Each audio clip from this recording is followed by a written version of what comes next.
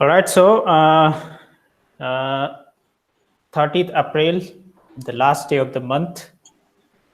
I'm really excited because this month has been coming good with retention for us.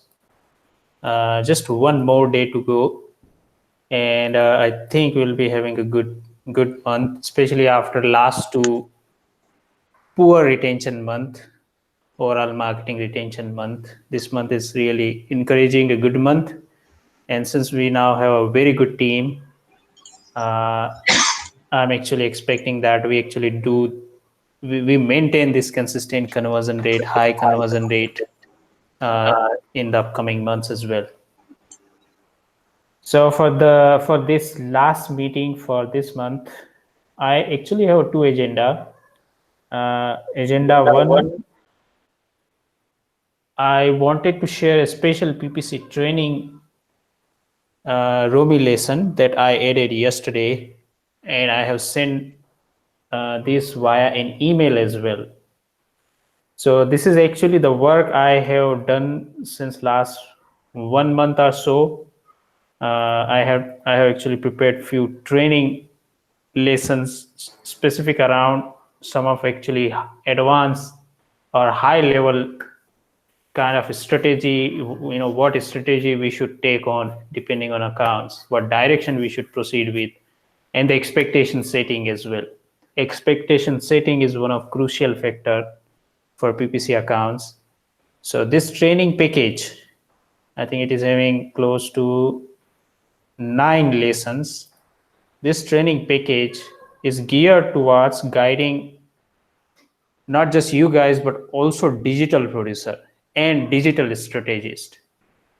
For digital strategists, this package is geared to help them do better job with signing up project, or when they sign up project, they actually properly explain clients what they should expect from Coalition once they hire our service. And to digital producers, it should actually help them better convince a strategy to client, or whatever strategy we develop and we deploy it. It is important for digital producers and for you guys as well that we actually properly convince client that what they should expect. And the strategy and direction is also what we need. We all also need a little bit improvement. I think we need perhaps improvement in kind of strategy, what strategy we prepare. Maybe we prepare a very good strategy, but implementation might not be happening correctly.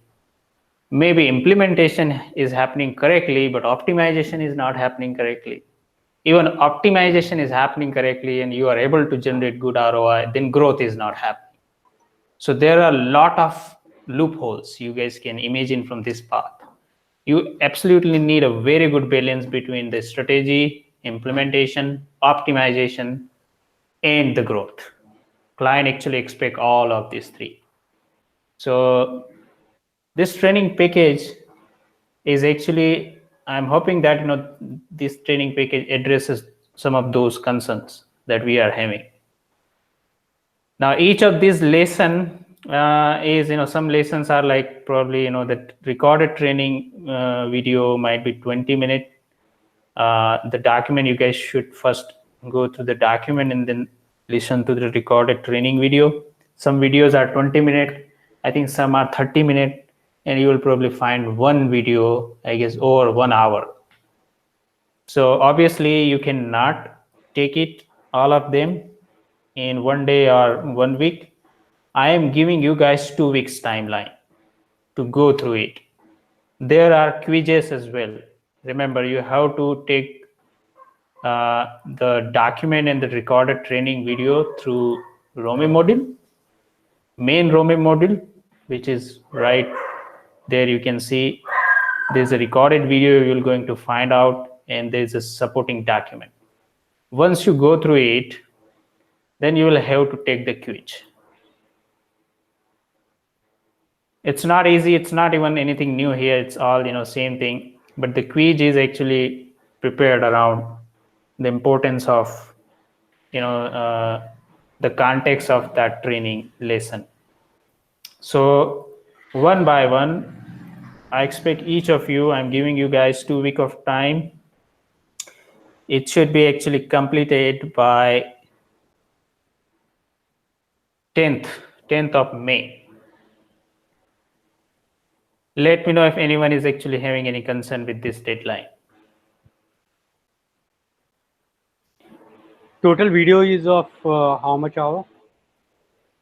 I haven't calculated, but as I said, some would be 20 minutes, 30 minutes, but there will be one video over 1 hour.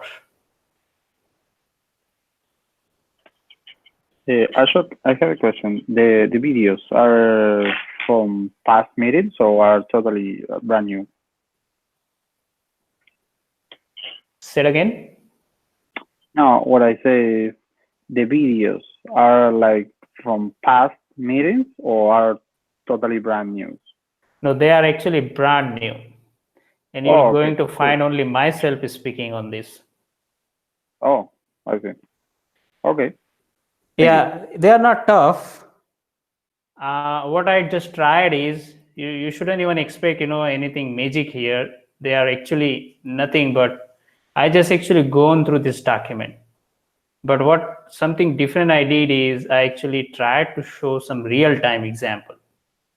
They are mainly for digital producers, but I think some of you would find it beneficial as well. Some of you find it a very good learning.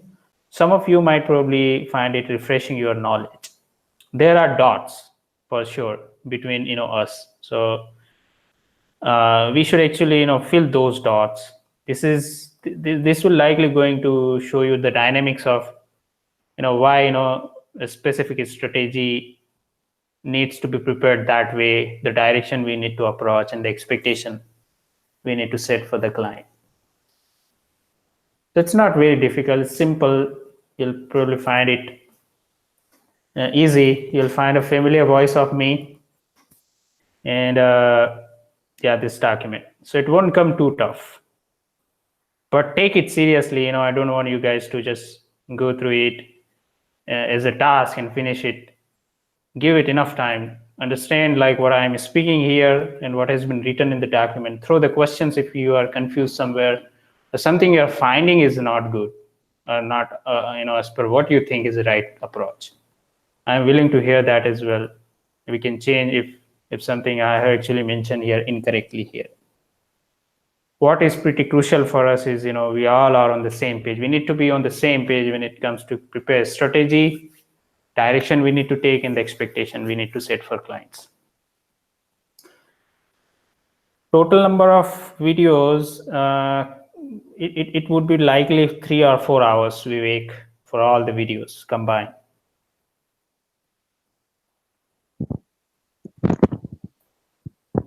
Are you comfortable with this due date, everyone?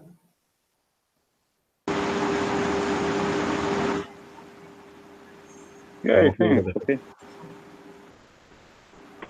Okay, yeah, 9 lessons. That means if you take 1 lesson, you'll still have 2-3 more days. So if few days you aren't been able to take on any lesson, you can cover it the next day. All right, great. So that's agenda 1. Agenda 2 is, okay, I actually got some good points from some of you during your one-on-one.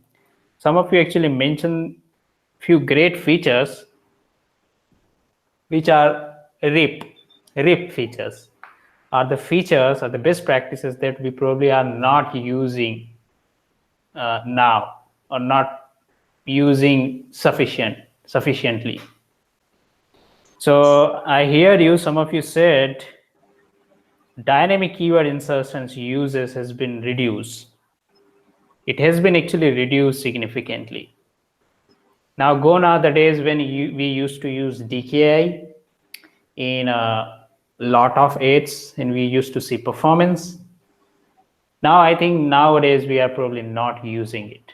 How many of you guys use DKI in headline? I am using in for the non-branded.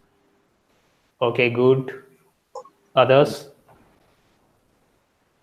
Even I prefer using sometimes, but not every time. Okay. I'm not. Okay. don't use Vivek it. is not in favor. Aditya is not in favor. What about others? Sarvesh, Nikhil, Pavitra, Diksha, do you guys use it? No, I'm also not using. No, I'm not using it as well. 4, not in favor. No, Ashok, even I'm not using it. 5 in not favor. So we are left Diksha and Sarvesh. Your vote and Iptikar. I'm not using. 6 in not favor.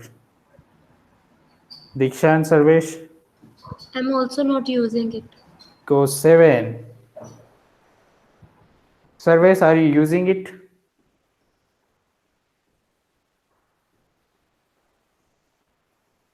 Sarvesh, you are on mute.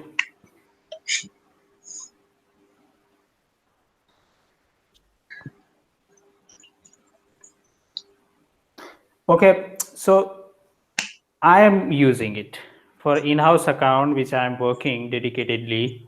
I am using it. So we have a 5 people using it, 7 not using it. May I know for those 7 you are not using it, why you guys are not using it? Any pros, cons? My concern is only that I'm not running too much search campaign, and also the search campaigns which I am using, I don't want to give much, option to optimization process. I wanted to check what is working and what is not working based on what we are providing. Mm-hmm. So that's why. So basically, the major concern is I'm not using too much search campaigns. Okay, that's fair point. In shopping, you can't use it. In dynamic remarketing or remarketing, you can't use it. Well, actually, I am in favor of this feature, and I'm actually finding it a lot helpful. As long as you are in control with your keyword, you are damn sure that each of the keyword that someone would be seeing your ad against to will have a proper headline. If that's the case, then DKI will going to help you improve the quality score and will probably help you getting in conversions. For our in-house account, I'm aggressively using it. In some of my campaigns, all the ads are in DKI, and the only reason is because my keyword is 100% correct, and I'm 100% sure that it will never going to have any poor headline. So I'm finding it working. And this feature should be used again. Okay, that's fine if you're not using it, but you should challenge your own decision. Check it, run it for a few days and see if it outperforms others. Don't just let it not using forever. You should challenge your own concepts, own best practices. It works. This is what I'm actually saying, and probably for others as well who are using it, they are probably using it for some reasons. Check it. I have tested it. Compared to normal DKI less headline, I always seen DKI perform. Ashok, but I am using it, but we should not use these features for the competitors campaign, because sometimes trademark related issues raised by the other competitors. So we should not use in the competitor only. In non-branded and branded, we can use it. Excellent point. Yes, for competitor, it's not recommended to use. In competitor campaign, there's only one place in a competitor ad where you can use it. Can anyone guess what is that place? URL. Yeah. Part 1 and part 2. Correct. Part 1 and part 2 is where you can use this, and where legally it is allowed. Yes. It's in Google's policy that you can show a competitor's name into your URL. It's legal. But if there is a trademark term and you are showing it in headline or description, it's a problem. Great. So the next thing is, how many of you guys use ad preview and diagnosis tool? another RIP feature? Yeah, I do sometime, basically to I remember. understand our ad is running. Yeah, we use. Mm, How frequently do you guys use it? Ashok, I no, I use it don't. rarely, but most of the time, what I do that I go to VPN and I check in USA proxy ad Okay. serving. I am using the keyword diagnosis tool. Whenever we will launch a particular campaigns. So after 1 or 2 days, I will diagnose all the keywords and check how it's showing or not. Okay. And not using the ad preview. Okay, great. Others, real quick, say yes, no. Yes, I yes, I'm I using use it. Yes. Yes. not too many. Okay. Okay, so using VPN and ad preview and diagnosis both are same thing. You can use either of that. Even sometimes VPN is better because you will see real-time results as long as your VPN is in US. Now, ad preview and diagnosis tools should be used more frequently than not. You should whenever you set up a campaign first time, when you launch it, probably next day type in your targeted keywords and see how your ad are popping up, how do they look like. It's one of great way to really check whether your ad makes sense or not, or will likely have chances to attract users attentions, intended attentions and clicks or not. Use it when you launch the campaigns and use it on a regular basis. Regular basis means over time obviously your performance may drop. You should probably set a reminder once in a month, type in your targeted keywords and see how does your ad look like. You should not just look your ad but also look competitors ad at the same time, check what they are showing. I actually use it very very aggressively, but I also use VPN uh, because it easily gives me chance to diagnose a couple of things, whether my ad is showing up or not. If it is showing, then are my call out extension, site links, ad description, headline, do they make sense? Are they good or not?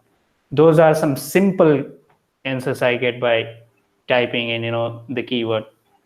And if there are changes needed, I would make changes. I have literally changed my call out extension in the past, even in our in-house account, by just seeing competitors ad doing good job is showing their USPs. And I was kind of one thing I was noticing is I was mentioning, I think, top rated 3 times. Top rated in ad headline, top rated in description, and there was a top rated in call out as well. And I noticed that it was actually the waste of ad real estate. So I changed my call out. They should, you should be creative enough to use this real estate creatively. Try to show as many USPs as possible. Don't repeat too much. 1 2 is fine, but if it is coming 3 times, then it's problem. You are showing your user same thing. So use it on a frequent basis. Writing notes is one of the silent but big advantageous features in an account. I think this is Gonzalo who brought, right, Gonzalo?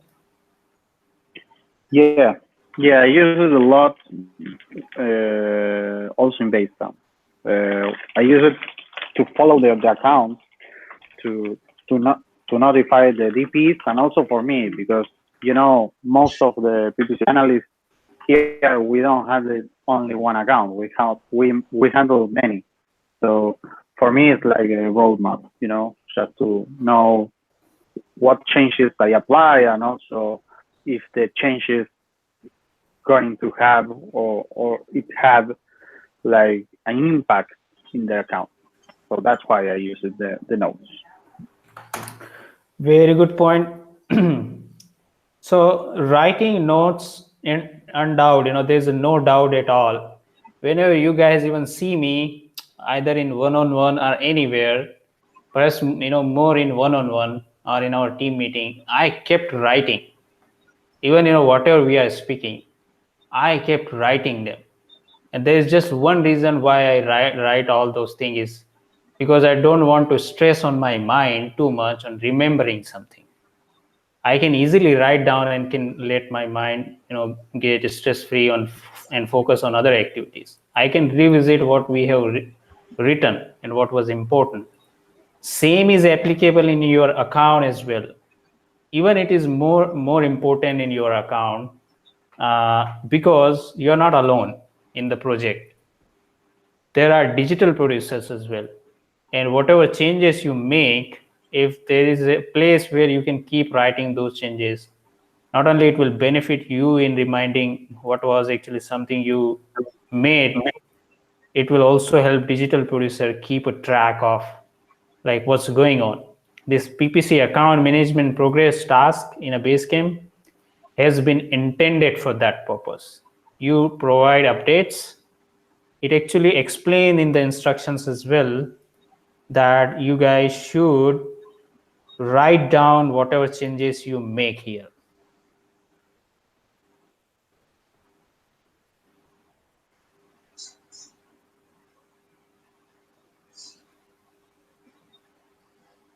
I think somewhere in best practices, situations, okay, I don't think I written it clearly here, but you guys can see Gonzalo's, for example, he actually keep making a note here. Like he paused Star campaign on a particular date. And then, on the April 24, this was new product line ads were implemented. Then, after a couple of scrolls, some discussion, and if he wants to check specific things that he made, he can, purely check that by checking his own notes, even this discussion. How many of you guys actually believe in writing notes, or you guys, write down notes in Basecamp or anywhere?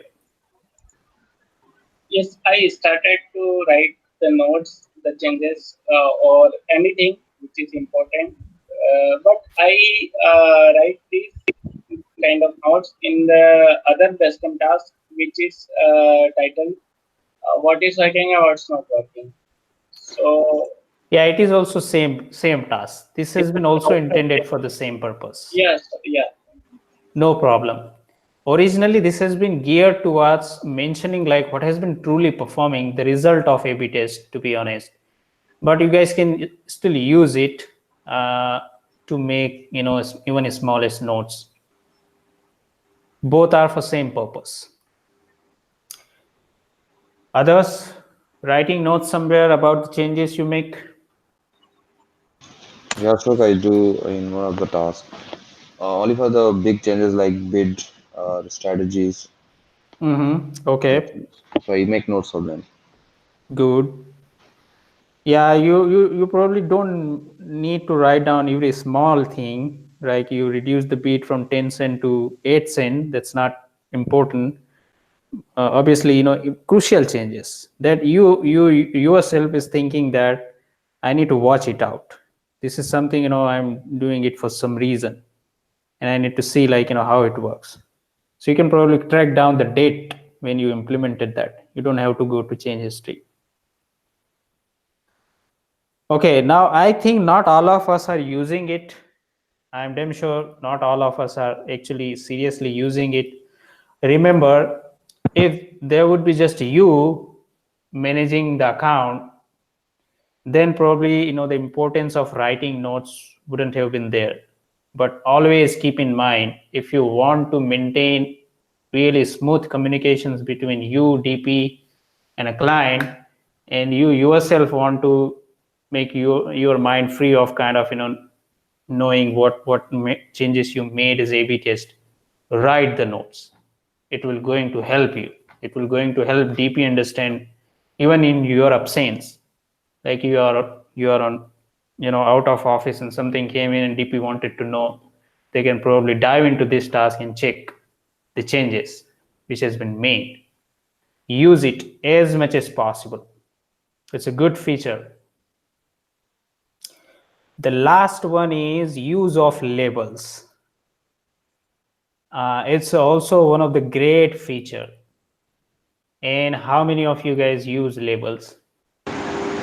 Yes, I am using. I am also. 2, Yeah, me too. I use it. 3, Me too. 4. Me too.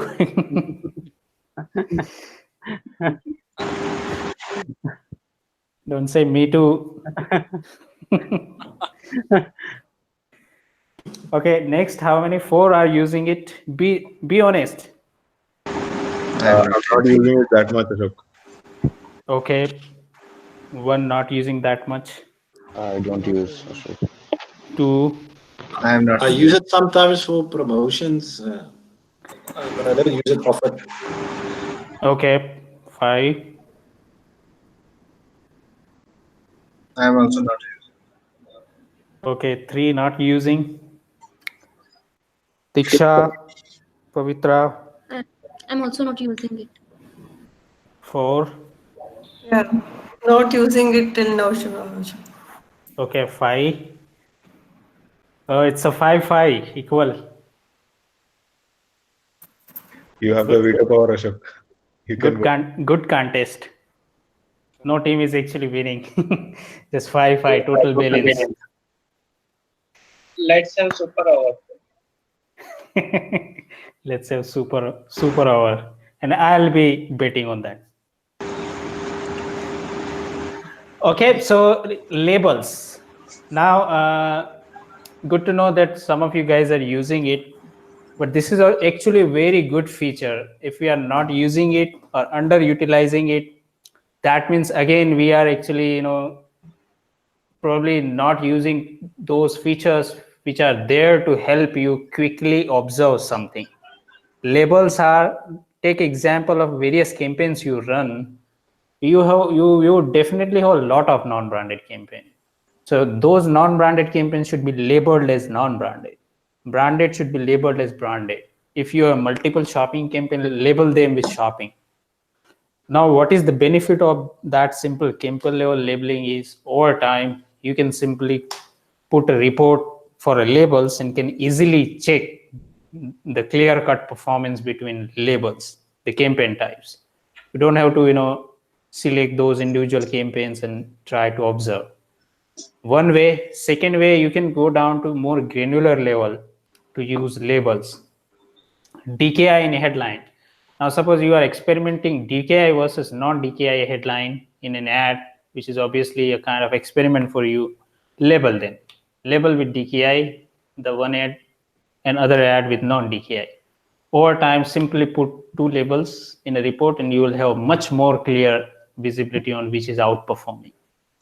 There are endless use cases. You don't have to use it, kind of like each and every small thing, but try to have a higher level easiness, easy organizations for yourselves, like learning something or checking campaign types performance using labels. I actually use it. I don't overlook it, but I definitely use it for important A/B testing that I perform. So those who are not using it, use it, and those who are using it, keep using it. Even though if you can increase its uses, try to do that as well. All right, so that wraps up the RIP features, the best practices. DKI, try it, challenge your own best practice, test it out. Use ad preview diagnosis tool as much as possible. Write down notes. It's important. It's very, very advantageous. And for these labels, they are also very, very good. Use it for easy organization. All right, that wraps up our today's meeting. Thank you so much, everyone, for taking time and joining today. Thank you, Ashok. Thank you. Thanks. Have a good day. Bye. Bye-bye. Bye.